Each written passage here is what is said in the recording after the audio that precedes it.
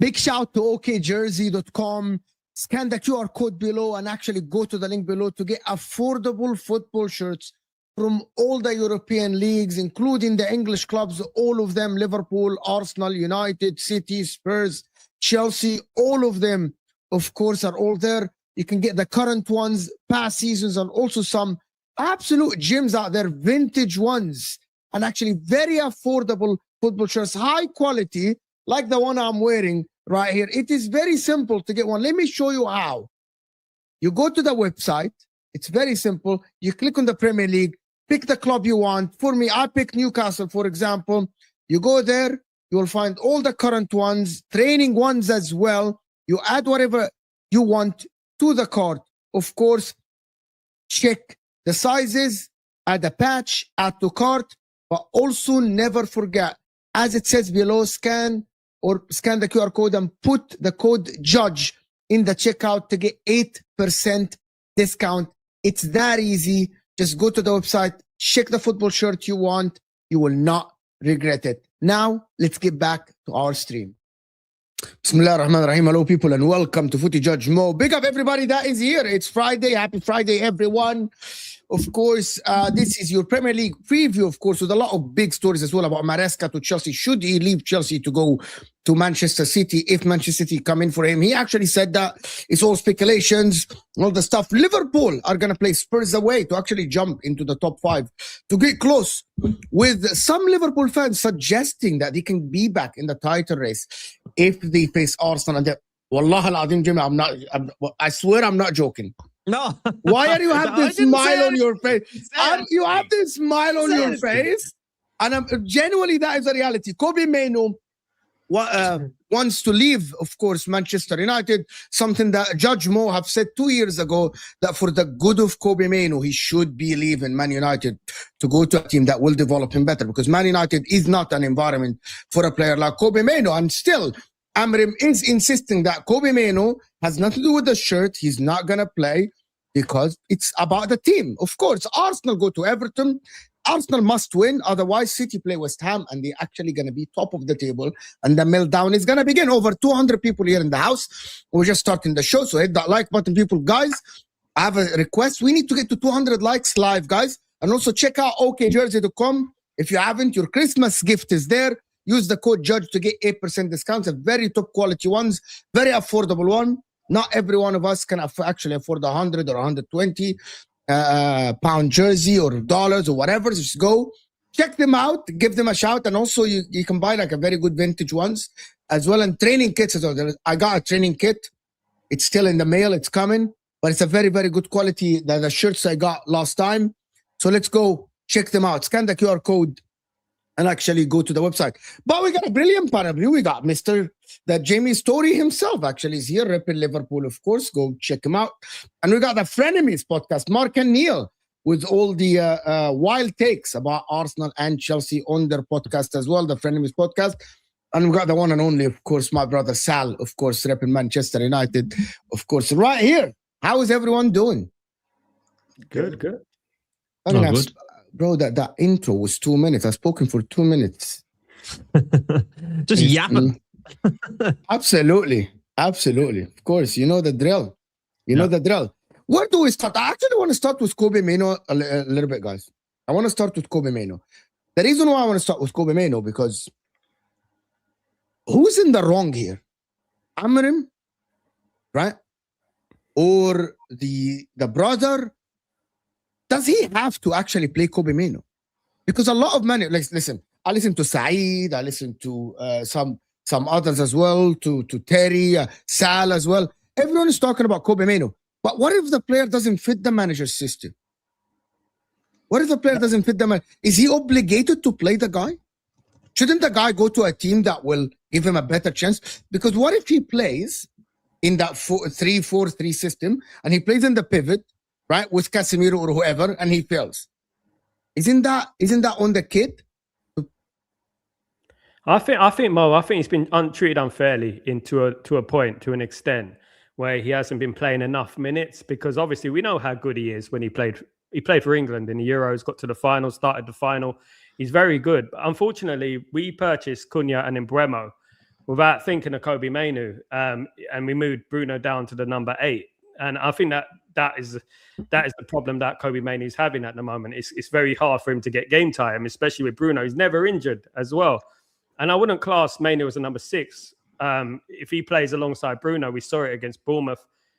We were awful when he came on. We were like Bagel FC. We kept conceding goals whenever Bournemouth were going to attack.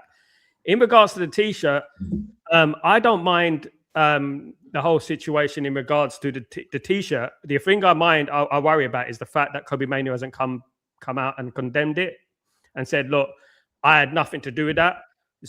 I had nothing to do with my brother doing that. It's all him. I wasn't aware of it. He's actually gone and liked Instagram posts and things like that about it. And I think that's where we get into the realms of toxicity. And maybe it's just best that if you're not happy, just speak to the manager. I'm not saying he's been treated fairly. He hasn't. And there's I disagree with you completely. Guys, anyone can jump in. I disagree. What is that thing that he's not treated fair? If he doesn't fit the system, he shouldn't play. Man United are losing games. And he's not a superstar. Like it's not like Kobe Mainoo is a superstar that he's guaranteed a place or he makes, like, he's not gonna make you win games. He's actually in that system. He's not gonna work in that system. But the thing is what I look at. Sorry, Jimmy. I'm sorry. I know you were going to say something.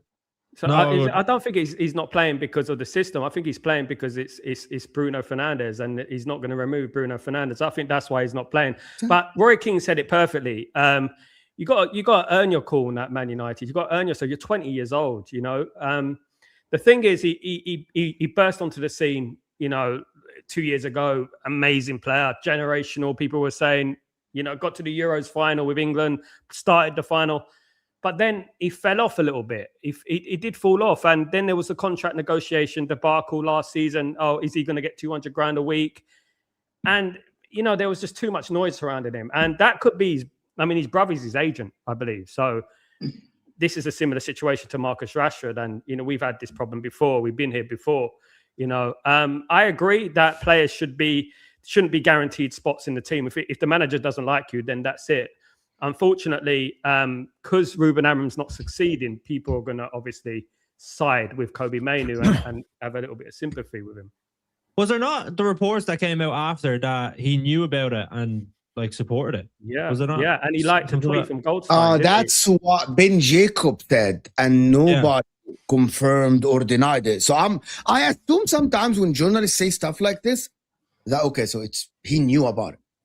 He wants to actually leave the club, probably. I don't think he fits the system, guys. Like, you think Jamie that he fits the system? What system can he fit? Yeah, I don't know. Does he fit the system? Like, obviously not. And Amorim at the end of the day makes the decisions. You know what I mean? Like, I would say even when he's come on, he did okay against Bournemouth. He wasn't unbelievable. Like, I think people are overhyping his performance because they haven't seen him play in so long. But he got his minutes against Grimsby. And yes, I know, obviously, you're playing against Grimsby. He hadn't played that much in that game. But he was poor that game. And anytime he has got opportunities, I just think he's been okay. I think he actually has a little bit of the hump, the fact that he hasn't got minutes. And then when he comes on, he kind of plays like that. And I think that's disappointing because I would want him to come on and like really want to stamp his authority and show why he should be playing. Like, I think, to be fair, I think Bruno ahead of him, he's not going to get in ahead of Bruno. And then Casemiro, I feel like if you have Mainoo off the bench, he can impact the game more than if you started Mainoo and brought Casemiro off the bench, if that makes sense. So it was almost an issue, the fact that he's better to use off the bench than it would be to start Casemiro, because you can maybe start a little bit more defensive and be more defensive. But like, United right now, if you're talking about Mainoo and like maybe bringing in control to the game, United have the joint most goals in the Premier League with Arsenal now. And so like going forward, they're starting to create more and they're scoring goals. I think defensively there's an issue, but like I don't think bringing in Mainoo would actually solve that.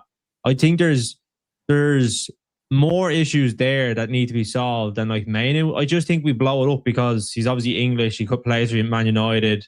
He's like, I don't think he's a generational talent. I think he's a good player, but I think he's just one of those players that he can improve. He potentially will get better, but I don't think he's like at the same level as like maybe, I don't know, say if you're talking about like really young players that are unbelievable, like the likes of like Pedri and stuff, like when they were coming through to that ilk. I don't think he's that level.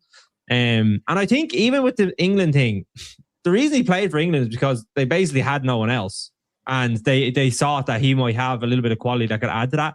And that's why he started. So like, I remember I did a video on Mainoo when he was coming through, and this was post after he scored against Liverpool. And I was saying, if they don't manage him right, they'll start picking up niggles and injuries. And if they continue to use him.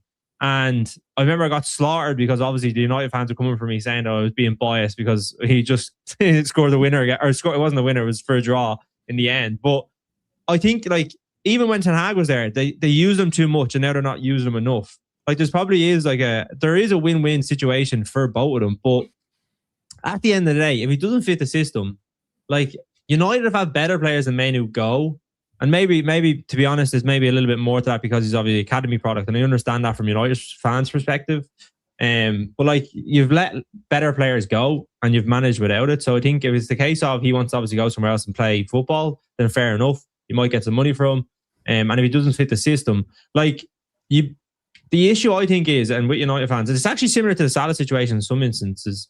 Like if you side with a player, it sets a dangerous precedent for a football club that, say if they're like, right, we're going to give Mainoo a big contract, then it just kind of says to Amorim, like, we're probably going to sack you in a few months anyway. Do you know what I mean? And we're going to stick with the players that we have because they're better players. So I think that's the dangerous precedent that they could set. And if they want to stick with Amorim, then that's what I would do. And I think Mainoo is probably in the firing line in that instance. And also, Jamie, it's like what Roy Keane said. When you come on the pitch, you got to show something. You got to make something happen. And people say, "Oh, well, everyone was poor against Grimsby." So that's even more point for you to look better. You know, you shine above everyone else, and then you have to concentrate on yourself. And he came on against Brentford. He gave away a goal, gave away the ball in midfield, and Brentford went on and scored. And he hasn't really, set the world alight. He didn't against Bournemouth either. In fact, I thought we were worse. I thought we were like Bagel FC in the middle of the pitch. Bournemouth just running right through our pitch. So yeah, I feel like that sometimes. I don't know if it's a new generation thing. I wouldn't say that, but I just feel like they think they've made it before they've actually made it. Do you want him to stay, Sal? I'm a Man United fan. I believe in the youth and things like that. But if he's causing too much problems, I'll just say just cut ties with him and wish him the best of luck and let him go elsewhere. Like Mo said, let him develop elsewhere and see what he does. Maybe abroad, maybe Napoli. I actually think he's a very good player. I think he's one of the best English talents. Why? What is he offer? Mark, I don't think your mic. I think your sound is coming from the laptop. Just make sure to check StreamYard. I actually think that the guy has so much ability that actually, if he was in a different club, he would have been. I disagree with. I think he's similar level to when Foden was coming to the picture, when Saka even coming to the picture. I genuinely watched the guy 20. People actually didn't realize that Kobe Mainoo played under Ten Hag at the age of 18, and he was probably He played in the because they had middle. no one else. He played No. because they had no one else. Okay, so let me tell you why you are wrong about this. Because if he played because there is no one else, he wouldn't have gotten the England call up and played for England and be a starter in some games. Actually, if you play because there is no one else, that means he got his literally- opportunity. No, he got his opportunity because they had no why one else. would they take him to the England national team then? He performed well, and then he was able to stay in the team. But he got his opportunity because they had no one else. And then he proved himself. That's why he got the England call up. When you are a young player at the age of 18 and you get called up to Man United because there was no one else, right? And because you're so good. And I actually disagree with you in one bit. I watched Kobe Mainoo in the preseason for Man United. I remember I was watching him with Cass, right? From Liverpool. And I was watching and I'm like, this kid is so special. And he's like, yeah, I was watching him. And anyway, so later he came into the Man. I thought he was revolutionary in the Man United midfield. And I'm like, this guy can dribble, can receive, can actually has a vision. And he's like, this 18 years old. There is a reason when you're 18 years old, playing for not a good Man United team, get an England call up and go play and start, right? Don't tell me that there was no other midfielder out there that is that good. Why Harvey Elliott didn't get the call up?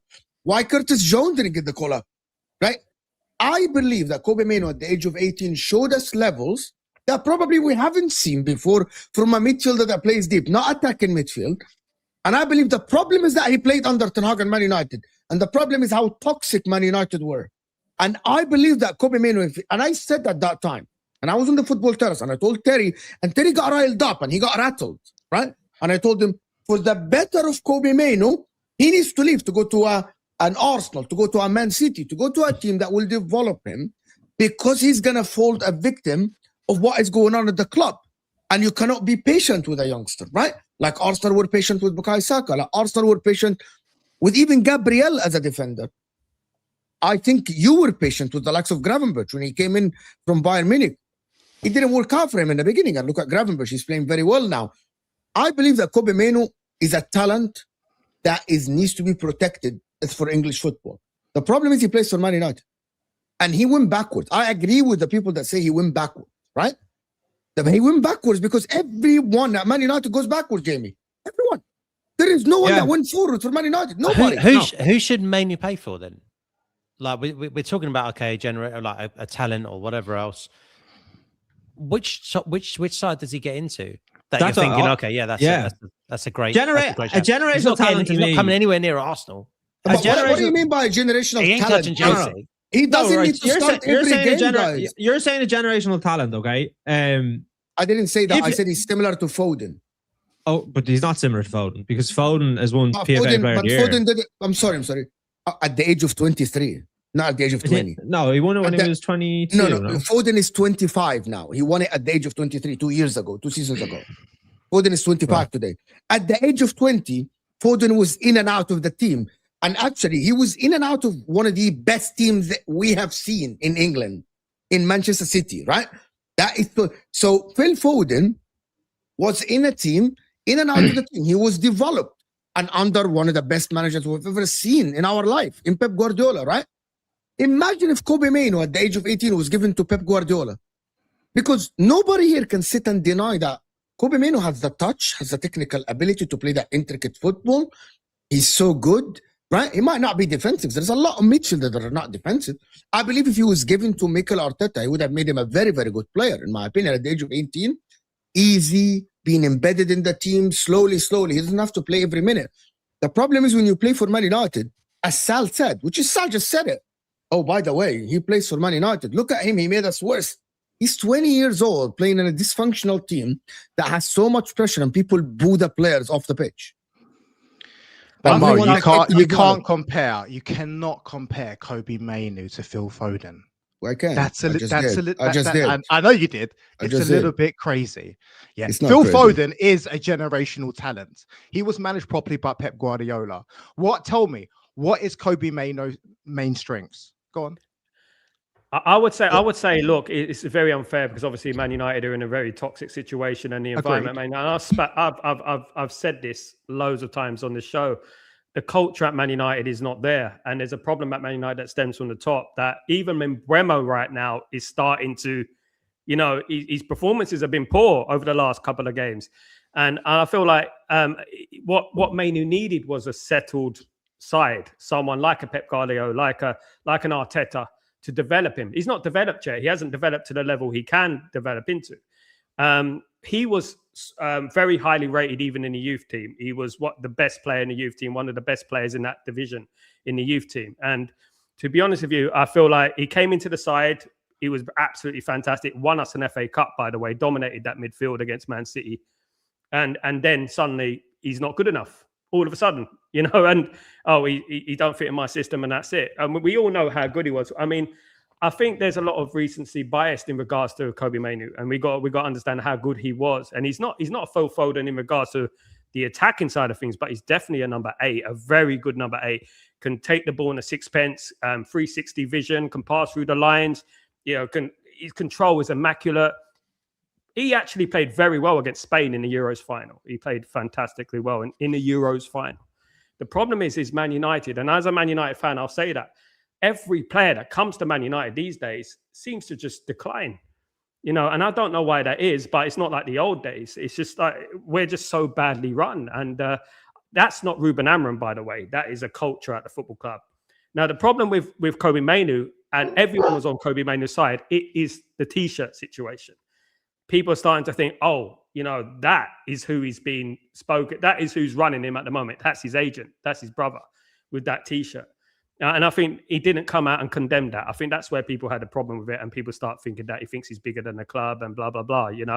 And it's just a domino effect, to be honest with you, and it's disappointing. There's no denying, and Sal, by the way, it's fair points. There's no denying Mainoo's talent.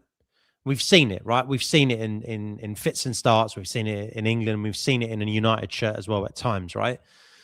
Especially in the FA Cup run as well, and odd games. But now he's in a tough position, isn't he? Because we can say, okay, cool, like he's talented, he's this, he's that. Where does he go? And do we actually see the best of Kobbie Mainoo? Or is he just going to be one of these players, one of many players who have a lot of talent, a lot of potential, but we just ain't going to get anywhere near seeing it? Because if Mo makes the point that, he's comparing him to Foden, for a relative age and whatever else. There is by the way, there is no comparison. There is no comparison in relative age. At the age of 18, Phil Foden was still getting 200 minutes a season, by the way. Kobbie Mainoo played 25 games or 28 games for Man United. And by the way, he didn't play 28 games. If Phil Foden was in that Man United team, he would have started. Huh? If Phil Foden was in that Man United team and Kobbie Mainoo came through, he would have started as well. He might. If Kobbie Mainoo had been in that City team, he wouldn't have got as many minutes. It's a difference in terms of the context of the clubs. And I think Guardiola has managed Foden to get the most out of him. If you go back to when he was actually young, people were screaming at him, telling him to pay Phil Foden more because he was going to be the next best thing. What year was that? What year was that? And he managed him. When he was coming through, when he was an academy product. Do you know at the age of 18, what year was this? It was 18-19. 18-19. I'm not saying that Mainoo is better than Foden or whatever. I'm just saying that I think that Kobbie Mainoo, as a midfielder, has the same talent at the age of 18 as Phil Foden was, as Bukayo Saka was. And two different players. They're two different players, but Kobbie Mainoo, there is a reason why Kobbie... How? Okay, you can justify the Man United. What about the England call-up in the middle? What about how did you get a 19 years old to start for England? He did. Okay, right. Okay. He did. He deserved. He was putting in performances as you said, that he was unbelievable in the FA Cup final, and he was man of the match that game. And in the league, he was good. What I would say is, McTominay actually did an interview recently over in Napoli, and he was talking about the culture at Man United.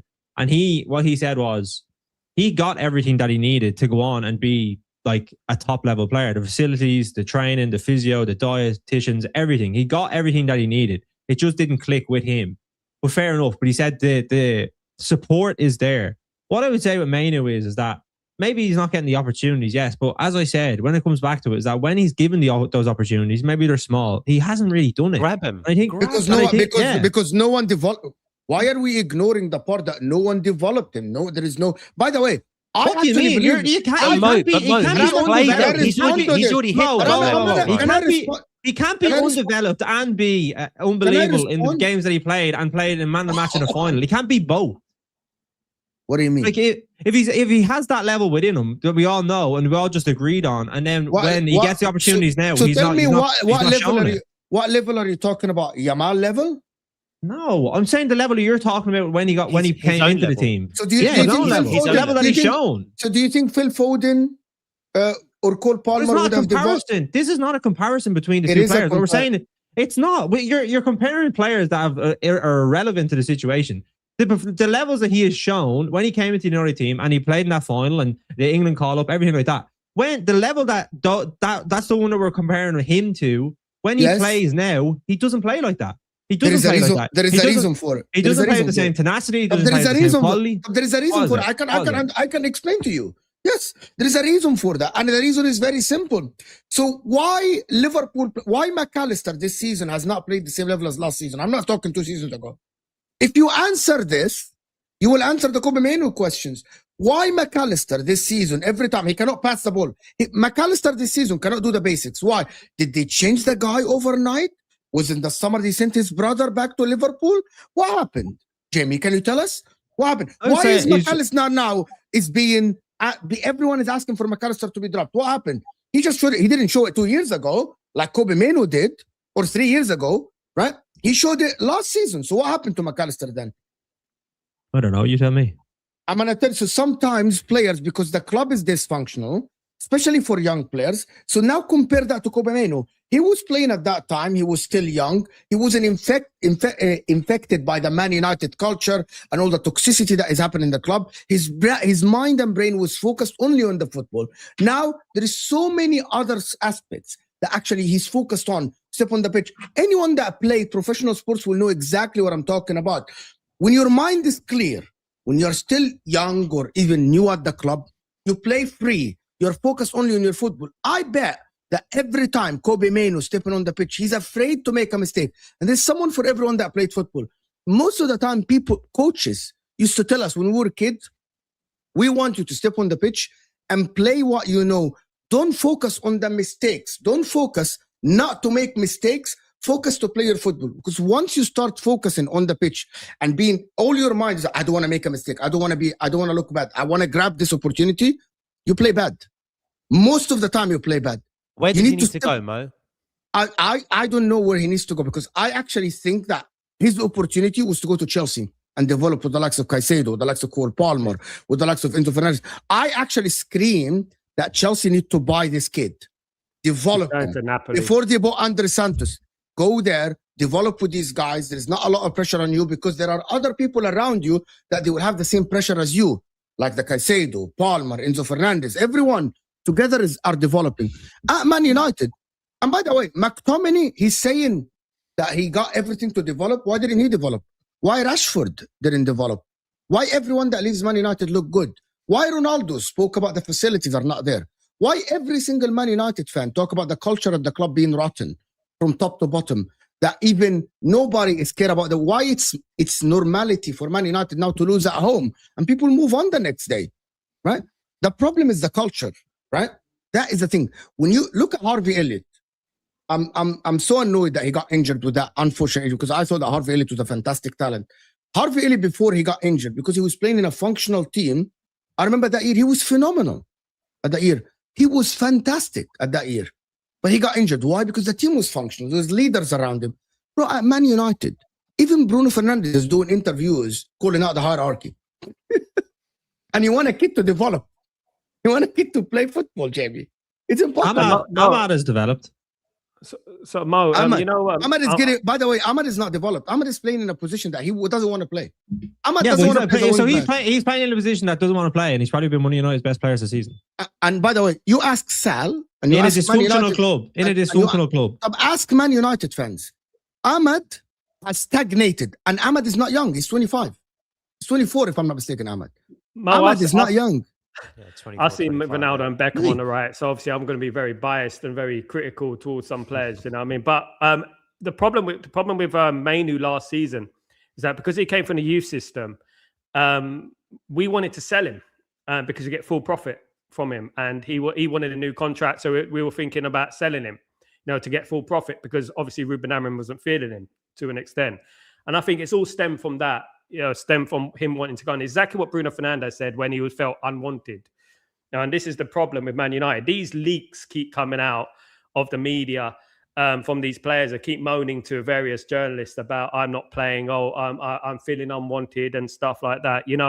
It's pathetic, to be honest with you. And just concentrate on your game and earn your trade and just work your way into the football team, and that's it. But yeah, I think he should just go to. There's big rumors he's going to Napoli. I'm in Napoli at the moment. There's big rumors over here he's going to Napoli. I'm going to tell you something. I want to move on to, because I want to talk about Liverpool and stuff, because we're not going to stay for long. If he goes to Italy, his career in the Premier League probably most likely is over. Yeah. I think he'll. I believe he's never going to come back to the Premier League again. I believe so. I think he'll do very well in Italy. I think he might do very well, but I believe that now the career at Premier League is over. Fonzie is saying Mainoo is a great talent, but I don't know why he's brought up like he's a United midfield savior. He's not generational. He is nowhere near Jude at his age. Fair enough. I believe if Kobe Mainoo went to Germany, he would have been at Barcelona or Real Madrid now. Maybe I'm a true believer in Kobe Mainoo. Maybe I like Kobe Mainoo more than anybody else. I just like the kid, and I think he's so talented that I believe he would have actually been one of England's best midfielder for the upcoming years if he was developed the correct way. I believe he's amazing, to be honest. I am confused. If the whole team is playing bad, does the star play need to play well? Kobe must, or is that the reason for bad form, Wirtz and Isak? I think that's a question for Jamie. I'm confused. If the whole team is playing bad, does the star need to play better? Well, if you're saying about Ekitike, it's Wirtz and Isak. Yeah, Wirtz and Isak, but I'd admit Wirtz and Isak have been before. Like, they haven't been at the standard. Do you know what I mean? Like, star players haven't been performing. What I'm saying is it on them, or is it on them or the team? The team is not helping them as well. Yeah, exactly. It is. It's a two-sided equation. It's both. Do you know what I mean? If the team's not playing well, but like, are United not exactly where they should be in terms of like league position right now, in terms of the expectations that they had set on at the start of the season? So like, they are performing to the level that they should be at right now with the squad that they have. No, people said 8th. Yeah, but I still think that maybe over exceeding expectations. Then, do you know what I mean? From where they are right now, I actually think that Man United should be in 4th or 5th currently. Not where are they now? 6th. Yeah, but there's a difference between 6 where they are now. We're losing the games that I'm not expecting Man United to lose. Like, for example, we're going to go to Chelsea in a bit. Even though Chelsea are 4th, right? Which is where everyone said they might be 4th, right? But are they 4th where you expected them to win the games you expect them to win? Or are they underperforming? And someone can tell me, it's a yes or no. Are Chelsea underperforming or overperforming this season? Forget the league position, in your opinion. I think they're underperforming. I don't know. I think Aston Villa are just having a really good season, but like, no, forget Aston Villa, forget the teams around them, okay? Because Crystal Palace are. Do you think you're watching 16 games of Chelsea this season? Chelsea underperforming? I think they're exactly where they should be. Okay, fair enough. I predicted 4th at the start of the season, so they are where they should be. I don't know. You know what, Jamie? You're the only one that I said, apart from some Chelsea fans, Jamie. I'm going to tell you why, Jamie. Because there are a lot of games that Chelsea have lost that I didn't expect them to lose at all. This is what I call that's under. Even though you might be 3rd or 4th, that for me, you're underperformed, right? Like, for example, if Liverpool get 3rd this season, right? Or get even 2nd, that's underperforming, right? Like, it doesn't matter. Like, it's not about the league position. It's about what you watch. When I'm watching Chelsea now, for one reason or the other, I feel they're underperforming. But before we go to Chelsea, I need to finish this. Hi, Mo, with Maresca confirming his wish to stay at Chelsea, we're going to talk about this in a bit. More than twice recently, are you happy, or do you wish for your club to sack him or still sack him? Number one, I'm not a Chelsea fan. With Maresca, you love talking about Chelsea. That's why I asked. Are you happy, or do you wish for your club to still sack him? Why would Chelsea shouldn't sack Maresca, as I'm not sure if there is a new manager coming in or something. There's a lot of people that saying he. By the way, this Pep replacement is speculations because I'm just gonna tell you, he's on the short list in 2 years when Pep leave, not this summer, next summer. This news was so awful that I'm like, just paper talk, no? Exactly. You know, they're talking about it's a bit more than that, though, isn't it? Guys, they are talking about the summer of 27. Yeah, but that's what I mean. Like, you fucking know. I don't even know what I'm going to be doing in 2 years. What's that got to do with the price of cheese? Never mind. Exactly. Where's he going to be in 2 years? In fact, and also, if anything, what if Maresca fails this season at Chelsea and gets sacked? Are Man City still going to sign him to replace Pep? It doesn't make any sense. Thank you, Nafisa, for dropping the. Appreciate you so much, Nafisa. Thank you. Hit the like button. Young players like Mainoo are more affluent to their environment, unlike seasoned players. That's why Mikel is managing Dauman and Waneri. They are young and don't know what to do and need a helping hand. That is what I'm talking about. And Kobe Mainoo wasn't help. Has anyone here told Kobe Mainoo needs help? Guys, Kobe Mainoo made his debut when he was 17 years old. 17 for Man United. Right? That's in a dysfunctional Man United that everyone wanted Ten Hag out. This team is not going anywhere. And it got him worse from there. So I'm expecting Mainoo to go backwards. 100%. You're spot on, Nafisa. It's different. Thank you so much. Are we expecting Mainoo to be like amazing? Of course not. Generation.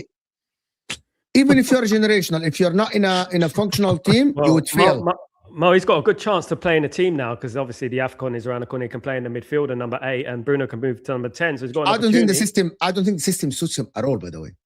Well, if they change 4-2-3, if they go 4-2-3, I don't think they will have Casemiro and Mainoo because he's not. If he starts Ugarte ahead of him, then good luck, good night. I'll be handing a transfer request January 1st. 100%. Let's listen to this. So before we go on, guys. We are not on 100 likes. I said 200 likes. We cannot have that many votes and not enough likes. Let's listen to this quickly. Call me crazy. Call me deluded. You're crazy. And thank you. I still think there's a chance, bro. If we can beat Spurs, which we did last year 6-3, if we can beat Wolves at home, I mean, I know Arsenal struggled to them, but we should do. If we can go and beat Leeds at home, Fulham, I think that's away though. That Fulham be, I think it's away, and then Arsenal's away. So win them 4. Which is going to be very difficult. Of course it is. Every game in the Prem is very difficult. And you start creeping up. Let's say, for example, right, we win those 4, we go to the Emirates, and there's a 6-point gap between Liverpool and Arsenal. I think it's still there for us. How crazy is this? I know Alex. He's a good lad. But Alex is good, but I know Alex is more of a positive man. Yeah, he is positive. Yeah, he is positive. But what do you guys think for real? I think I take 8 points in the next 12. 2 draws, 2 wins. That's what I would take right now. What the overall point he's making is that Liverpool can get back into the title race in the next 5 games. That's what he's saying, right? Because you're playing Arsenal 5 games from now. Yeah, that's in essence what he's saying, that Liverpool are going to get back in the title race. I personally don't see it. I have gone for a Liverpool win when you play Spurs this weekend, but I'm not. I'm more saying that about how bad Spurs are as opposed to how good Liverpool are. I still think there's holes in this Liverpool team. I don't see Liverpool going on a run, but stranger things have happened. It could happen. You got the players. I don't know if it's gonna happen. But what do you think? Do you think you're getting back into this title race, Jamie? No, the only way I see Liverpool getting back into the title race is if they maybe get a good run of results up until that Arsenal game, and if they buy in January. So that was if they brought in like Gahey and Semenyo and I don't know. It might not be Semenyo, but they brought in added quality. But I think in terms of like the way we're playing right now, it's a little better. It is a little bit better, but we're more defensive, but we're not as good going forward. We're not as easy on the eye. Brighton, we were better, but I thought that was because they gave us a little bit more opportunities to counter-attack, and because that's how they play. But like Sunderland, we were poor. We obviously could see the 3 against Leeds. West Ham was a poor side. And then who was the other game against? That was it, wasn't it? No, Sunderland. West Ham, Leeds, and then Inter Milan. Inter Milan, we done okay, and then we just got was a lucky penalty at the end. Do you think people should be behind the manager by now? Yeah, I've always been, and even through the rough patch, I've been Arne slot in. I think people jump on managers out way too soon. I think there's a lot of things that you can do. Hold on, you were Arne slot in even when the run was happening. You still I've never once said Arne slot out. I said I definitely, when we were struggling, I questioned some of his decisions, but at the end of the day, like, I think it's more a case of why? Give me a reason why would you be Arne slot in? I'm sorry. Why would you be slot in? Because he won a Premier League. So you think that winning the Premier League just gives you leeway? It doesn't matter. So he like, it's really absolutely. Why wouldn't winning a Premier League give a manager leeway? What else can a manager do nowadays to get any more leeway? It's only your second title, by the way, in 35 years. Hold on. You guys, see, Jamie, you think that all these losses, like winning 5 games at the beginning and then a loss, 8 losses, did you like 7 losses in a row? And then you had 1 win in 12 or something? 9 losses in 12. That was the run. And you think that's okay?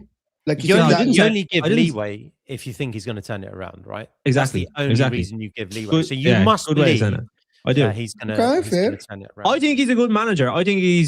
Listen, man management, I think in today's era in football is important. I think the stuff with Salah is interesting because I think the way that has been managed actually has been good from Slot's perspective. I think Salah is just a player where you can obviously question what he did and stuff, but at the end of the day, they had a conversation. He took him out of the team. That the manager was backed by the club, and they've come out in probably the best situation that could have been, where Salah gets an assist. He overtakes Rooney for the most goal contributions for a single club. He goes off to AFCON. Liverpool are undefeated in 5. It works out in the way that you want. And I think the manager made the right decision in taking him out of the team. Yes, his decisions in terms of maybe the way we've been playing has been poor up in the run. But I think I would more look at the players and some of the mistakes that we made. Like the Leeds game, Liverpool were 2-0 up. Konate makes that mistake, and then we go and throw away the game. The players just collapse. Do you know what I mean? I think there has been a lot of individual errors from the team. But now that he's kind of figured out a solution a little bit right now, I think he deserves credit for that in terms of not being undefeated in our last 5. And I think we have got a little bit more of a platform where we get a little bit more confidence and see what happens going forward. But I'm not saying he's going to go on. Though. Undefeated, not like undefeated. Undefeated. I know, but there's going to be bigger tests to come. But what I'm saying is that, like, I think in today's era of football, because a lot of people, like, they'll sit and watch players from afar or a club from afar, and they just say sack a manager, because realistically, when you're in a season, that's the only thing you can do to, like, actually impact a club in change. Like, you can't say, if you say drop a player, the manager's not going to listen to you. But if you say sack a manager, a lot of managers have been sacked because of the pressure that they come under from the media. So, like, that's the change that you can make. But, like, that's the only change a fan can make. So when we want to impact change, all we do is say sack the manager, because that's the only thing we can really do. So I think a manager that has won us a Premier League, given me one of the best memories of my life, being there in the last game of the season last year and seeing that, I think just to sack him like 6 months later is stupid. I think it's right to give him the chance, to give him the opportunity. If, like, at the end of the season that we don't do the things that we want to do, then you can adjust and you can say, okay, maybe we're not going in the right direction. But I don't know. I think he deserves the opportunity to try and change things. That's the thing, though. Liverpool fans are not like, they're not like Chelsea fans. Do you know what I mean? It's not. I'm gonna tell you something. I disagree with you. Actually, Jamie is the outlier. No. Jamie is the outlier. When Liverpool win one game, we're in a title challenge. Lose next game, we're Jamie, out. I work with a lot of Liverpool content creators. Jamie, you do. There is apart from 2 channels on YouTube, which is they work directly with the club, right? I think Redmond TV and another channel. Everyone that I worked with and yourself have said that the manager should go just to try to save the club. I know what you're saying. None of them said that there is 0 chance he turns it around. They said he might turn it around. He said, but for the sake of the club and the players we bought and the money we spent, he should be at least be going. There should be talks about him getting sacked. And the club actually was thinking about it. So it's not like out of the realms of possibility. The club weren't thinking about it. There was multiple statements released that they were backing him, even through all the. Can I tell you how the club was thinking about it? Because there was confirmed talks about a new contract offered to him, and these talks stopped. That means the club didn't want to give him a new contract until they see the decision that they're gonna make. You know what I mean? Right? The dressing room, which is what Ram is saying in the chat, the talks, not only Salah, the players that you bought that actually were underperforming as well. There was a lot of reasons why you want Arne Slot out. By the way, it's the same. A lot of Arsenal fans wanted Arteta out, and now they like him. There is a lot of people that change their opinions, which is fine because managers can turn it around. Arne Slot is not a. Arne Slot is not a terrible manager. He still made massive changes last season to Liverpool that made them win the league. It's not only Salah. I said Salah carried the attack, but I said the rule of Gravenberch, the rule of McAllister, the rule of Trent even last season, right? The Diaz playing as a forward. Arne Slot made very, very good tactical changes to Liverpool last season. I'm not on the boat of like, oh, he only won it because of Klopp's team. No, he did changes. But I believe that because he wanted to play his system and his way of playing football this season, he's actually failing. And I'm going to tell you something, Jamie. Every time I'm watching Liverpool now, the way you're getting these results is Arne Slot abandoning the principles he's spoken about. In the beginning of the season, he said, I will never abandon my principles, which is the high press, the Dutch football, end-to-end, go high. Now, that's not his principles. That's what he said. That's not Mo. That's what Arne Slot said. Yeah, someone fact check him. If someone fact check him, I don't think he said that. Like Arne Slot, even Arne Slot's principles. Okay, so didn't Arne Slot said that these are my principles? No, I don't know what quote you're talking about.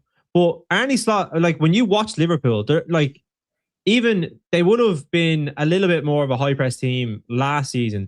But I think he's trying to go to, you know the way Jamie Carragher talks about it, he articulates it very well. He speaks of how impressed he is by the way Guardiola plays football, the way Luis Enrique plays football, that kind of controlled tempo, and you dominate a team, and then you obviously you win games just by playing that way. I think high press now in today's era of football is actually not working as well as it used to because teams are more direct. So if you go to press a team, they just go over you or go around you, and your high press is almost nullified. So I think the way he's trying to play football is maybe a little bit more adaptable. And I think principles in football, like we say it with Man United, it's like he sticks to his principles and they get absolutely killed. You need to be adaptable as a manager. That's the most important thing. I think changing your formation, changing your tactics, that's a sign of a good manager in a sense of he understands what maybe his foundations is. But at the end of the day, it's about winning matches. Like we'll talk about him from the hill to say he's unbelievable when they're winning games. And when they're losing games, then you'll say that there's criticism about X, Y, and Z. It's just the nature of football. But I think right now he's making changes to make us a little bit more difficult to play against. And we're seeing that, yes, the teams, I absolutely agree, the teams haven't been the best teams in world football. But like Inter Milan, we went there, we kind of nullified them for the most part, and they haven't lost a game at home in Champions League in 3 years. So that's a good result. And I think what I'm looking for now is to use that as a platform going forward to improve us, to see what we can do against the better teams. Arsenal away is going to be probably the toughest game we're going to have of the season. How are we going to perform in that? Are we going to see signs that we're a better team now? Maybe not because Arsenal are that good, but we've seen Arsenal right now are struggling a little bit. And will they be able to come to Arsenal Liverpool? And Chelsea? Yeah. I'm going to tell you something. If Arteta does adaptation, he gets criticized. If Arne Slot adapts to actually get results, he's a genius. You were just criticizing him. I'm not, by the way, I'm not criticizing him for adaptation. I like adaptation. You say he abandoned his result. He's abandoned his principles. And that he's an idiot for abandoning his principles. I never said that. I never said that. You did. I never said he's an idiot for abandoning his principles. What about, I never said about that. the quote? About okay, the hold quote. on. Are you going to let me respond or are you going to accuse me of just saying stuff that I didn't say? Go on, say what you want to say. I never said that, Jamie. I said that the way he wants to play, this is how it is, right? Arne Slot changed in the beginning of the season to the way he wants to play football. Fluid football, the DM can bump forward, everyone is going forward, the high press with 7 players. That's what I saw on the pitch, right? And it didn't work in the beginning of the season. You were getting results, last minute results here and there. Your midfield was wide open. And I believe that Arne Slot this season, what happened is he completely moved to the way he wants to play, right? And it didn't work out. Yeah. Now he is adapting to save his job, which is good, right? But logically speaking, that is once he gets results, he's gonna go back to his style. Because he's spoken about in the media about his principles of playing football. These are my principles. Because when people asked him about being more defensive, I remember the interview when people asked him about you're wide open, the midfield was wide open, the defensive. He said that it's my principles of playing football. So I believe once he gets the results, he's gonna go back to the way he wants to play, which is how he started the season. That would make no sense. Why would you change how you're playing? You're being successful if you get success, you get back to win a game, and then go back to that. That makes no sense. Because I believe that managers have ideologies to play football. I believe so. I'm gonna give you an example. Enzo Maresca, for example. Marco, Enzo Maresca believes in ball position, high press, like build up play, inverting and stuff like this. Some games, Enzo Maresca changed that to get a result. He changes that when the team is not performing well, right? But even though he gets a result, you'll see the next game or two, he goes back to the same way of playing. And Chelsea fans are like, why we went back to playing slow? Because it's how he wants to play. This is how his ideology of playing football. He believes long-term it will work. He believes that long-term, my ideology would work. I might change in one game or two to get a result, to save a job, or for a big team or something like this. But most managers I've known, actually, they adapt in some games, but they have an ideology and they don't drop it most of the time. They don't drop the way they play football. They keep sticking to the way. If it's a slow build-up, it's of a high press, it's fluid, it's like, like quick counter, direct football. Most managers do this, Jamie. In the history, Jurgen Klopp adapted, right? Some games. Jurgen Klopp is a genius, right? But you can tell that Jurgen Klopp has a philosophy in football that he's stuck to it. He's stuck to it in Dortmund, he's stuck to it in Liverpool, he's stuck to it all the time at Liverpool. And that is the fear of Arne Slot going back to the same way he played in the beginning of the season, because he's spoken about principles. And that is a history of Dutch managers. They always do this. Philosophy and stick to how you play. That is how let me do this super chat. That's a very deep discussion, Jamie. I've not had a deep discussion about Liverpool like this before. AMT saying you're used to the rage, mate. Exactly. I'm used to are you slot out to slot in? And that's about it. And rage mate. Even the Arsenal game, so far the best performance by 10 men in the EPL season. That is for Chelsea, right? If I'm not mistaken. Is that for the Chelsea game, right? Yes, AMT. I don't know what is that linked to. Nafisa saying, no leeway when there is 500 million spent. Sorry. Yeah, I agree. I agree with the 500 million spent. I think, I'm not saying, did people say when I say I want to give a manager time, is that I am happy with the performances this season? That's not what I'm saying.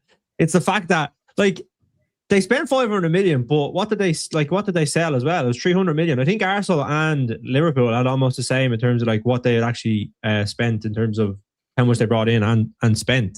So I'm not saying that at all, but they spent a lot of money because they had to replace a lot of players. And that's just they had to replace right back. Robertson was talked about having to be replaced. They had to replace 3 forwards up front. And that was just the way we had to do it. So it is what it is. I don't think you should sack him because he's trying, but sack him because he's stubborn and he's not adapting. You need to adapt as a manager.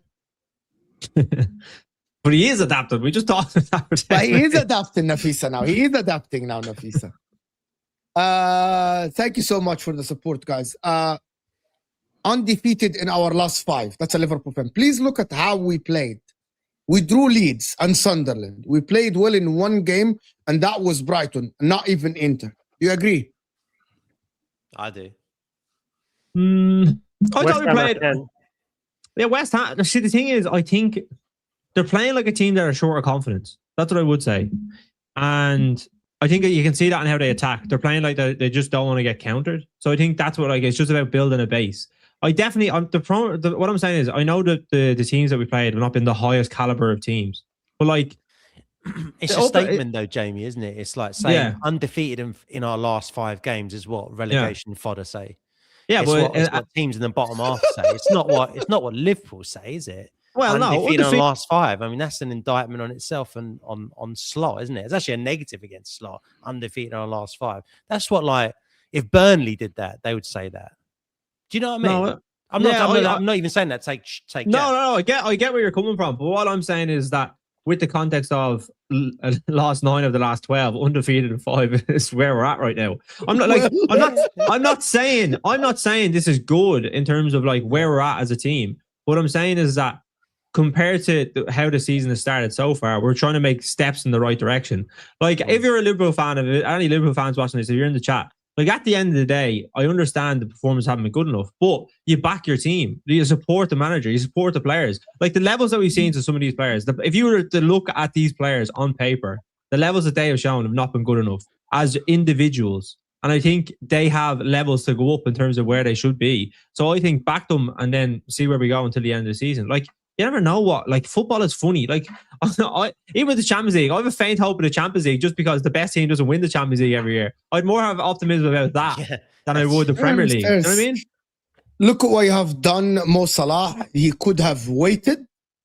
But listen to this, Nafisa. The super chat is like, if it was not for Salah's brain fart interview, the pressure would have been massive on Arne. The club don't publicly take back, the club don't publicly take back him.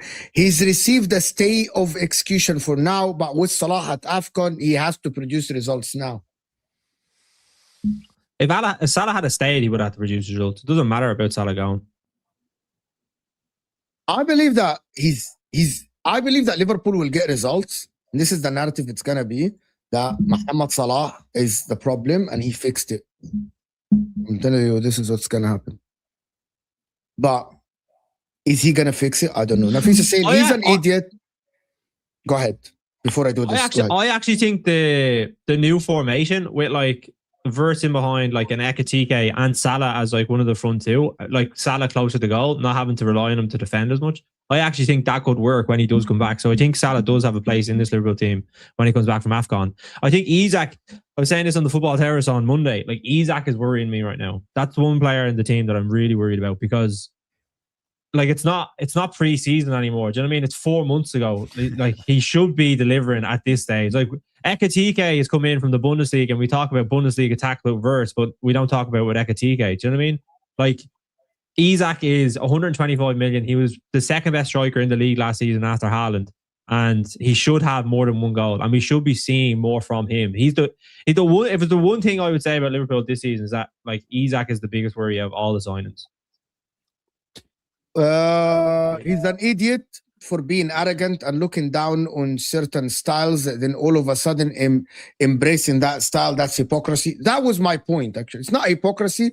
He has to save his job. Desperate time. That tells me that he's desperate time. That tells me he's going to go back to his old style, which didn't work in the beginning of the season. So I agree with her here. He's adapting only to save his job, not because he's convinced that this is the right way to go. Unless he's going to stick to the way you play, which is what Neil just said. Yeah, unbeaten in 5 by being more defensive. And as you said, Jamie, by being more defensive. Yeah. And I hear it. He wants the results, right? But do you believe that the way he plays now is going to win you a league title? Not this season. This season? Next season. Next season. I don't know. I have to say, because have we only been playing the Diamond, 4 games, 5 games? Like, when did we start playing the Diamond against West Ham? I don't think so. We started to change it, I think, against Sunderland.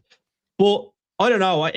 Are we going to win a league title? Obviously, from this point on, you would say no. But from last season, you would have said Liverpool are going to win another league title next year. Do you know what I mean? The football changes way too quickly. It's so early to say what way it's going to work. But yeah, he's adapting Mo, not because he looks at the opposition and find the strengths in his team to counteract this, but because he's going to lose his job. I agree with you. I think he's adapting because he wants to actually save his face and save his job. He's not convinced about this. Net spend doesn't count, and the case for Chelsea only 2 billion. It doesn't count the net spend as much, right? Because it's the amount of players you bring in, right? Like Liverpool signed a lot of good players, so it doesn't matter. Actually, going back, I know you go to Arsenal against Everton first before we go to Chelsea. Actually, I want to discuss the the Everton game. Does anybody here have confidence that Arsenal will win against Everton? Yes, why not? Did Arsenal win? Yeah, obviously. Yeah. Away at Everton? Yeah. Easy. Yeah. Okay, Mo, fair sometimes enough. these things are about timing, right? Sometimes it's about timing. Everton are missing a host of players. Idris Gay, AFCON, they're missing 2 players, aren't they? Who's the other one? And isn't Grealish injured now? Grealish is injured. Dewsbury Hall's injured. Chelsea legend. Yeah. Listen, we gotta. These things are a bit about timing. Yeah, typically it's a tough game going away to Everton. It's a new stadium for them. It's the first time for us going to a new stadium. You can almost go with a kind of clean slate, even though it's still away to Everton. I get that. But maybe we just catch them at the right time, Mo. We were shocking against Wolves, don't get me wrong. And there's reason for people to think on paper, Arsenal going to Everton, more drop points. This is going to be tough. There's a lot of teams, a lot of fans will be saying City will be top come Monday. They'll be top. That's a lot of people actually think that City will be top. Yeah. There's a lot of people that think that. But that's basically saying Arsenal dropping points. So we have about 107. We have 170 votes. 42% are saying City will be top this game week. It's big. It's big. I think we'll beat Everton just because why did people lost faith in Arsenal? By the way, anybody can interject and just. I think Arsenal's own fans are losing faith as well. I think there's unnecessary civil war going with the Arsenal fans. You're top of the Champions League group. You're top of the league. I think you've got nothing to be negative about. Obviously, everything doesn't go perfect all the time. You're going to drop points here and there, but I think Arsenal will win easily at the weekend, and I think Arsenal will remain top by next week. Sal, I'll tell you why there's worry amongst Arsenal ranks. It's to do with that. There's going to be ebbs and flows in the title race, right? We can agree on that. There'll be ebbs and flows. There'll be title contenders, but the pendulum will swing a little bit between the 2 or 3 title contenders. I do think that Palace game was huge for a lot of people, and I don't think people should sleep on it. City going to Palace and spanking them 3-0. Oh, Palace had their chances, whatever. Is a statement win. It's huge because Palace were the second best defense in the league going into that game, and it wasn't even close.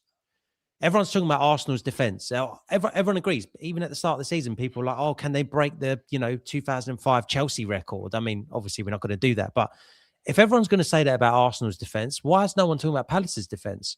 12 goals conceded going into the last weekend, and it wasn't like they were joint with anyone else. The next best was 15 and 16.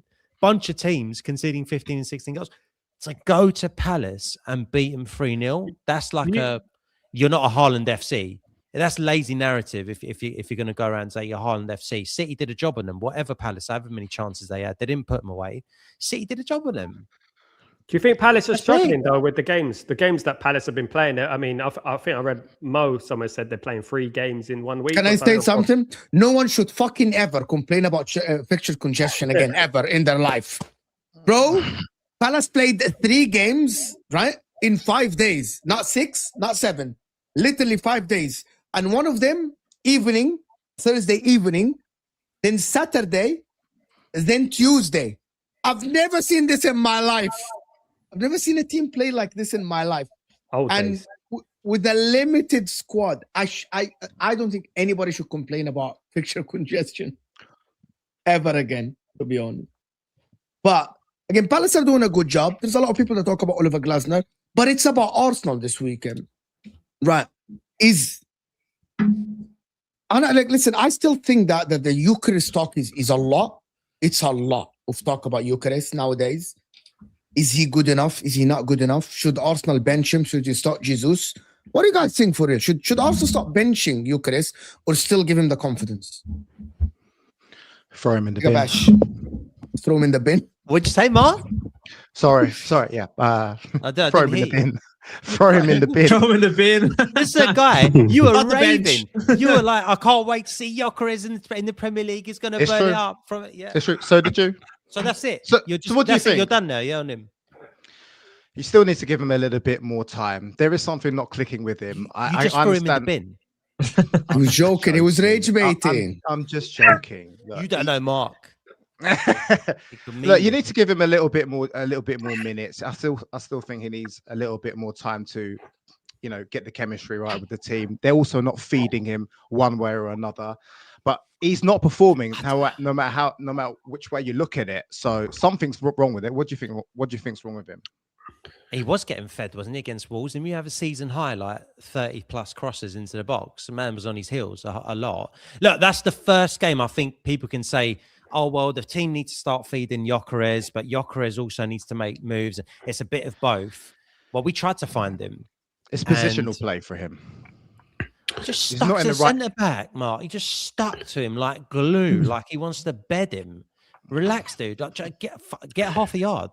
Understand? He's got to read the game a little bit better, Mark. I don't know. I don't know if I'm not on your camp of like throwing. I know you're saying it as a joke, but throw him in the bin or whatever. But he's got work to do, man. Gyokeres, guys, you've got to be honest. He's got work to do. He doesn't read the game well from either flanks. You get 30 crosses coming in, and then you see Jesus for a couple of minutes and create havoc, and does more than Gyokeres does all game. Obviously, there's work to be done there, isn't there? Yeah, there's a good comment there. Just said Gyokeres is the type of forward you have to fit this style of play around. I think that's there's obviously a lot of comparisons between him and Haaland. And I did a video there recently. And I was looking at like the amount of shots, like everything that City do is revolved around like obviously getting the chance to Haaland because he's the one that's going to be the difference maker. And I think other players obviously chip in, like Foden's doing better this season, but everyone else is either on 2 or 1 goals in the Premier League. So like it's all revolved around like creating the chance for Haaland. I think he's had 3 times the number of shots and 5 times the number of shots on target Haaland has in comparison to Gyokeres. And what Arsenal do is they're really good at creating chances as a team. So like it might fall to Martinelli or Saka or Odegaard or Gyokeres. It doesn't revolve around Gyokeres getting all the ball. And I think when he was at Sporting, that's the way they obviously played to him. Do you know what I mean? Because he was obviously just elite at that level. But I think with Arsenal, that's not how they play. They're not revolved around one player. And I think that's an adaptation that he has to obviously adjust to. And he's not going to get those types of numbers that we've seen in the Portuguese league because of that. But I think Arsenal maybe have to adapt a little bit more to him to understand what he needs as well. Yeah. I personally think there's a reason for that, though. I think it's because, so if you watch Arsenal, how they play, you guys play with such a high line and pushed up deep. Like in the last game, I was watching Gyokeres because I've been watching him quite a bit, like to see what I think he needs to improve on. And the passing from Saka, I think the biggest thing for me was his just a lack of instant acceleration because that's a tap in, that's a poacher's finish. I think someone like Isak, Haaland, I think they get to that ball. I even think Jesus gets to the ball, to be honest. I think that's the problem, that the biggest difference he's having with this Arsenal team. It's instant pace that he needs to be able to. That's the difference, because they're playing against low blocks. They're playing against teams that are sitting so deep. So you have to be able to try and be a bit more clinical, and he's just not having that sort of finishing touch that I'm seeing. I think you're right.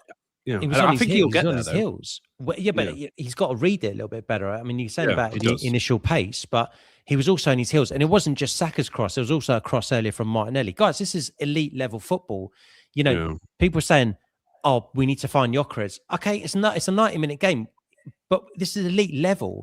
You're going to have moments, and it's in those moments where someone like a Haaland, and I don't want to compare him to him, but he may get one touch, but you know that he's going to make it count.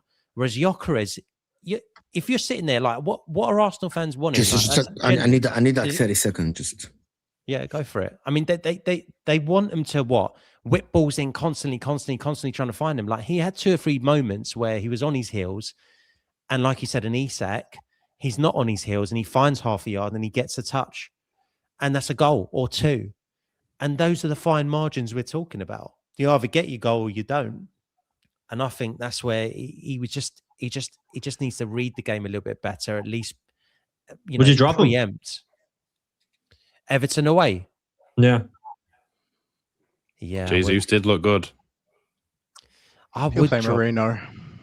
We've got options. This is not a criticism. This is not me having a go at Gyokeres in the sense of, okay, sometimes it's okay to take someone out the firing line because there's so much chat about Gyokeres, and if he goes away to Everton and doesn't,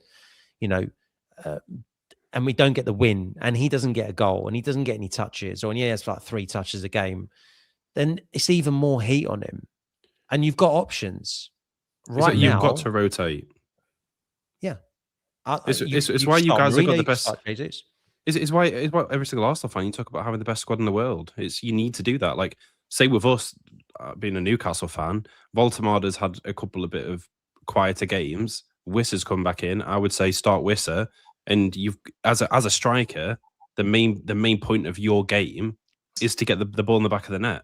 And if they're not doing that, create a bit of pressure, see some determination. If he comes on the 60th minute, you might see something different when he sees the likes of Havertz, Jesus come back into the squad, that he'll be wanting to fight for his place. So you never know. I feel bringing him on a bit later is probably the best option to do. And it's how I'll always see strikers like that. You're never entitled to start for your team. You've got to earn it. And if you're not scoring, you need to start putting the ball in the back of the net. Yeah. How funny is it that Gyokeres, Isak, and Sesko, we all talked about them. Yeah, we all talked about them being like the big strikers, the ones that are going to make the difference. They've all been absolutely shite. Sesko's been all right. He's been injured. He's all right. I did a video the other day that they all have 7 goals. Ekatike is the same number as him in the Premier League. No. By the way, if you're just on that Arsenal point, if you are Kai Havertz though, you are looking at this and thinking, I'm walking straight back into this 11. Yeah, you should be thinking that. Can I tell you guys something about Gyokeres, actually? Currently, Erling Haaland have scored 17 goals and missed 15 big chances. Gyokeres have scored 4 goals in the Premier League and missed only 5 big chances. So the percentage is like kind of similar. Like you can say it's not that far. The conversion rate is 22% for Erling Haaland. And I'm not saying that he's the same, but Gyokeres isn't going to score goals unless Arsenal play around him. He isn't a player like Ekatike. The difference between Ekatike and Gyokeres is night and day. You will give Ekatike the ball at halfway line. He will turn, dribble, make passes, get to the goal, and then he might score, right? Erling Haaland started doing this season, right? Gyokeres isn't going to do this. Gyokeres is not. You have to feed Gyokeres tap-ins, far post crosses, near post crosses. The team need to be on the same wavelength as him, and you guys are not. He isn't. He is someone that needs a lot of work, and Arsenal need to play around him. Otherwise, he ain't going to score a lot of goals. He's going to look even worse and worse and worse. You know what I mean? Even Darwin Núñez used to move better. To be honest Núñez had good movement, in my opinion. But by the way, Mo, however, sorry, Ash. But as of now, we haven't seen the Darwin Núñez part of Gyokeres. Darwin Núñez was a chance magnet. Like, he just got loads of chances. You just shot at finishing. Exactly this. Like, me and Hossam actually went to the number of chances. Darwin Núñez used to miss like tap-ins. And I mean, in front of the goal, a tap-in. Like a clear, you had a clear shot and he's completely like shanks it or like miss it. Yeah. Gyokeres, I don't think that we have seen Gyokeres miss these ones yet. Like Sam said that one season, Gyokeres in the Premier League only missed 27 big chances. 27. But if Victor Gyokeres goes on the same rate as now, he's going to miss like 12, 13 big chances? This is nothing for any striker in the Premier League. I don't think that it's a combination of Arsenal are not playing for Gyokeres' strengths, and also Gyokeres is not moving well, as Neil said. His movement is lacking. Right. You see, Mo, that's where I challenge you on that one, though, because so you talk about, say, the big chances missed. The one against Wolves, like I said, the one that comes onto my in the immediate time when he was too slow to get the ball. I don't think that classes as his missing a chance because he doesn't get a shot off or anything. But that is a big chance missed because that's a tap in, and that won't then go down onto him. I'm going to tell you the difference. Okay, let me tell you. In football, Pep Guardiola used to do this, right? Victor Gyokeres, he has no idea that Saka from the byline is going to play it across the 18. He isn't even thinking about it, right? Because I think that he's not on the same wavelength at all. Let me give you an example of something similar to this. Nico O'Reilly reached the byline for Man City. I can remember like 3-4 weeks ago. And you would think that every single forward on earth would go beat his defender near post to head it, to be ahead, right? What Erling Haaland did is go forward and completely go for the cut back behind the defense, which is every single coach in the world when people are young would tell you, be your defender to the ball, be ahead of the defender. That's why they sell defenders. Once you see the number of your forward, you lost already the battle, right? But Erling Haaland knew exactly that Nico O'Reilly would deliver it away from the defenders, behind them, and he heads it, goal, simple goal. You know what I mean? Victor Gyokeres is not on the same wavelength as Saka at all. He has no idea what Saka's going to do. Every time I'm watching Victor Gyokeres, I know that instinct. You should know that Saka's going to play it like this. He's not even thinking about that. He's thinking maybe cut back, far post. Saka's going to hold it. He's going to dribble. He isn't going to play it first time. Because Saka does this all the time. Do you think, though? Because surely, like, if we can see the way what Saka's going to do with that kind of chop in and, like, the floater ball that he usually does, like the Jesus goal. Obviously, if we can see that, Gyokeres can see it. Like, he's playing on the same team. Can I tell you the difference? Can I tell you the difference? In this game, Jamie, every time Martinelli and Saka got past their defender, they played the cross near post. It was a ground cross or a cut back, right? And it always missed. It always got intercepted by the first defender. The only time Saka did it well, beat the first defender, was when he crossed to Jesus. Every single other cross was near post, and Gyokeres is making a far post cross or behind the defender or a cut back. So you're saying it's on the delivery? It's not on them. They are used to this because Kai Havertz used to make these runs. Kai Havertz used to make the runs ahead of the defender to the near post. Is that an Arteta then telling him not to go 100%? 100%. It's not an Arteta. I think Arsenal players. Communication problem. 100%, without a shadow of a doubt. And I think that Arsenal. Let me tell you, for City. You watch City when they cross, you watch City players when they get to the byline and when they get on the sides, they are looking to see where Haaland is. Yeah. So everyone on the pitch is thinking about what is my striker going to do next so I can feed my striker. I think Arsenal players are completely not thinking about Victor Gyokeres at all. He's not even in their head when they're playing football. He's not. That's why I think it's more of a trust issue. He's not part of the team. Don't you think that's more of a trust issue? Because at the end of the day, if I'm playing for Haaland, I know wherever I get the ball to him in the box, he's getting that in the back of the net. Is Arsenal thinking that? Because the reason why I brought up that thing about Saka, you gotta give it to him, Ash, first, so he can miss. Yeah, well, because you don't even give it to him. When Saka put the ball across and he didn't get to it, Martinelli then had a similar chance from the other side later on in that game. Martinelli went for a shot instead of passing it across. I don't know if that's then him thinking, maybe because Gyokeres has not got that pace to actually get to the ball and tap it in. I just think there's a bit of a trust problem going on. Maybe it is a trust issue. Maybe. I'm not sure, but I think at this time, if I was a manager, I would take Gyokeres out of the firing line. The media is talking so much about him, and I would actually try to play Jesus or Havertz or someone else. I have to take him out of the firing line. There's so much talk about him in the media. It's unbelievable, actually. 100%. Let me do this. Our PTSD is real, but we have learned from it. Come on, you Gunners. There are some Arsenal fans that are confident, people. There are some Arsenal fans that are confident about this. Big up, Jamie. We'll speak like Chelsea and Newcastle a bit. Big up. Gunner for life. It's all about chemistry. Saka never crosses early, so it is hard to judge. 9 times out of 10, Saka and Martinelli don't cross, so it's easy misread. That's exactly what I just told about. The super chat is exactly what I said. It is so hard to read. These guys, they don't have. I remember one season, guys. I remember that there is one season that City scored about 12 to 15 goals from far post crosses. It's Gundogan late runs. Right? Because it was known. This is what's going to happen. You know what? Mark will tell us this was just a good segue to Chelsea. Enzo Maresca's far post crosses are a trademark now. Late runs, far post cross, you see Neto doing it, you see Garnacho's doing it. It's easy to read. People know what Chelsea are going to do.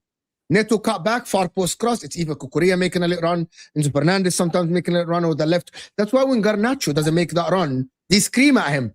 You know what is going to happen next. It's that far post cross for Chelsea. For Arsenal, it's so hard to read. It's all about context. 2, he started 11 games, just back from injury, 1 game off the bench, 1 start. Like, let the man land, Giza. Geez, and we are still first, 100%. You're right. Yeah. We will still have given him one clear 1v1. You have given him one, and he kind of drifted wide. 1. For Chelsea versus Newcastle, How do you think this game is gonna go, guys? I think it's an extremely dangerous game for Chelsea. I consider Newcastle a bogey team for Chelsea. I think the last 2 games they've beaten us 2-0. I think Chelsea have won, 3 games in the last 15, 16 games against them. Both teams have injuries. Esteval's is now injured with a muscle injury. Liam Delap's injured, but who really cares about him? He couldn't score an open goal to save his life. Newcastle also have some injuries, especially on their fullback areas. And I think that's where Enzo Maresca needs to attack, really. It is a dangerous game. My main thing is who's going to play up front for Chelsea. I mean, Pedro, I'm just not really convinced by him. I think to get the best out of Pedro, you need to have Esteval and Cole Palmer playing together to support him. Otherwise, he's kind of dead weight. And if that's the case, because Esteval's out, I think I'll probably start with Neto up front as a false 9. But it's a dangerous game. I think that it will be a draw or Chelsea will nick it. Newcastle are still at home. It is St. James's Park. They've been a little bit inconsistent this season. It's a tough game. The arrogance about that statement. The arrogance about that statement. Oh my God. The arrogance. I think it would be a draw. Chelsea will nick it. Oh my God. So what do you think then, Mo? What do you think? No. You can't just say that. What do you think is going to happen? I would be okay. To be honest with you, the surprising results is Chelsea win. Same for Arsenal versus Newcastle. Even with Newcastle injuries. Who's injured for Newcastle? I actually don't know. We've had Lewis Miley should be back. Not Lewis Miley. Lewis Hall should be back. He basically missed the last game with a hamstring niggle. Tino looks like he might be missing it. Tino Livramento. Did he play the last game? Yeah, but he came off. No, not the last game. He played the game before. He came off halfway. Okay. No, sorry. He did play the last game. He was on the left back, filling in for Lewis Hall. He came out the last game. Yeah, he got taken off halfway through the game because he picked up a niggle, I think, with his knee again. Nick Pope, I think. He's out. Nick Pope's been out for ages, but that's not a problem because we've had Ramsdale. Kieran Trippier, he's still out. These have all been injuries that we've had for ages. Like we've had Lewis Miley that filled in right back, but it's looking like Lewis Hall's probably going to be back for the game. So I would imagine we're probably going to do a similar sort of setup that we did as our last game, where we have Lewis Hall left back and then Lewis Miley on. I'm not mistaken. Joe Linton is back as well. Yeah, Joe Linton's back. Yeah, we're fine, to be honest. Like we've got. I actually thought you had more injuries than that. Okay, fair they enough. Don't. You're right. To be honest, I'll change my prediction then. Like I'm going to tell you something, and I know that people will actually think, and I'm going to I think people think that I'm disrespecting Chelsea. I'm not.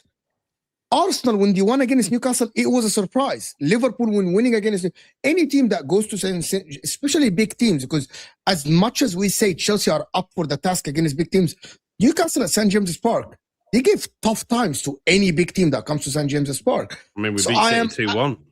Yeah, I am expecting that Chelsea win will be a surprise.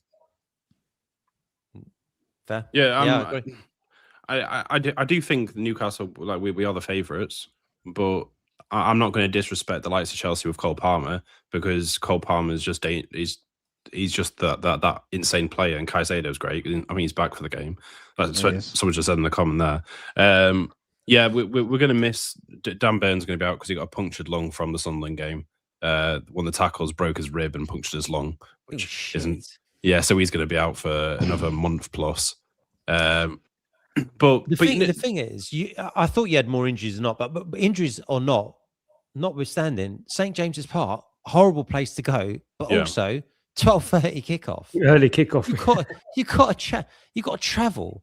Marcus, this guy's shaking now. He's shaking. He's like, "What is happening here?" He's like, "What is happening here?" Mark's computing. He's like, "Oh, maybe I'll go for the draw." Like, maybe I'll just we'll see next week. I still back my team to get a result. It's just a horrible, horrible place to go. It is. Who's won then this season? Liverpool, Arsenal, and both had to go through the mill. Well, yeah. I mean, the Liverpool game, we were down to 10 men, and you were the dominant team. And I'm going to tell you something. Yeah. There is a lot of pressure on Eddie Howe to win this game, especially after the Sunderland loss. There is a lot of pressure to win this game because Newcastle must be on the top half of the table. like, Yeah. like it's like Well, they're bottom of the table, our guys. all of our midfielders and forwards are off it, so I'm not really worried about that side of things. I do think we will win the game, but it doesing rule Chelsea out for me just for the fact of Cole Palmer. I'm not going to rule them out. It's not like Yeah. a 5-10% chance, but I would be surprised if Chelsea go to Newcastle and win the game. Well, it's my personal issue is Lewis Miley on right back because he just isn't a right back. It's why we ended up conceding the goal against Fulham. Actually, it really wasn't his fault. It was because he's right back. We had to have Jacob Murphy kind of covering down the wing, and Jacob Murphy for the goal. If you actually watch it, he was like talking to I think Wissa or something. He wasn't paying attention, and then the Fulham player got behind him and ended up getting the goal because of it. I think that may be our potential issue. If Lewis Hall's not fit for the game, I think that's also going to be a problem. But it seems like he will be. But like I said, that for me is going to be the difference makers. Our right and left back. If they're okay, then I think we're going to win the game. If not, it could be a bit more of a cagey game. They'll get a bit of protection as well. I mean, Newcastle will know that, and that midfield battle is going to be interesting because Can I tell you guys who has a better midfield suited for this game? Enzo Caicedo Palmer or Joao Linton Tonali and Bruno Guimaraes? Suited for the game at St James's Park, definitely us. You think they're going to out-rough them? I think at St James's Park, we just have so much pressure and atmosphere that we'll be doing these big tackles. And as we saw Arsenal-Chelsea game, Caicedo, don't know if he can make up to these big tackles after that red card he ended up getting. So I don't know if he'll be able to handle. Come on, that's one game. That was a high pressure game, and this is what this one's going to be as well. Yeah, but when's the last time he's got a red card? He hasn't got a red card before in the Premier League. It's one game. Well, we'll see. We'll see. Yeah. I have faith in my team. Newcastle's midfield is extremely strong. Of course it is, and I'm a big fan of Tonali. But we do have Caicedo back. He's going to be nicely rested, even though he played, earlier on in the week. Cole Palmer, he's my biggest concern because, he started the last Premier League game. He come off in the 60th minute, and afterwards he did an interview saying, I'm still injured. So they're like kind of forcing him to play, and that could be a big mistake. Maybe it's best to rest him. I'm not too sure. But we definitely need to Cole Palmer if we're going to take anything away from the game. But if he is going to play, I'm going to back my Chelsea midfield. Of course I am. It's all about the domination of that midfield, to be honest, in this game. However, if Chelsea, by the way, Chelsea have their best players in the game. Like everyone is fit. Fofana, Chalobah, Reece James, Enzo Fernandez, Palmer, Neto, Garnacho. I'm not sure if even Estevao is missing, actually. He's injured. He's got a muscle injury. Yeah, so I'm like maybe Chelsea still have their best lineup out there, the best starting 11 with João Pedro. So we'll see how it goes. But is there pressure on Maresca, Mark, at all, in your opinion? Yes, of course there is. He's won the last 2 games, and then he come out and there's this 48 hours worst 48 hours of my life and things like that. I think that he's been having meetings behind the scenes with the board. And they're basically saying, why are you winning games? Why are you losing this game? And, there's a lot of thing about, he doesn't have the support of the board, and that's why he's lashing out in public. It's a funny one. I mean, now there's these reports of him going to Manchester City. For me personally, I wouldn't be upset if he left. I wouldn't be upset if he stayed. If the problem is, I'm not the biggest Enzo Maresca fan, but if he leaves, who are Chelsea going to get? Because it looks like they're looking to hire internally. And the biggest rumor is that they want to hire Liam Rosenior from Chelsea's sister club, which is Strasbourg. But what's he done at Strasbourg? I think, in his first season, he finished 7th. Currently, his team is 8th. And if they get Liam Rosenior or something like that, or an unknown type of manager that they want to give a chance, I mean, that's just got Chelsea going to be starting it all again. He's not leaving. Maresca's not going to go. Maresca might get sacked. But you never know. At the end of the season, he could go. He ain't leaving you to go to City. Pep Guardiola's not leaving this season. He's not. If Pep Guardiola wins another big trophy, like the Champions League, like the Premier League, in my opinion, he's gone because he's leaving the club on the high. Is it going to be Enzo Maresca replacing him? I know this is for a different day, but should Enzo Maresca leave? I know that Ash, you were on the Football Terrace yesterday. They discussed this. Should Enzo Maresca leave Chelsea to go to Manchester City after Pep Guardiola? If he has that option, of course, that is 100%. Yeah, for his career, 100%.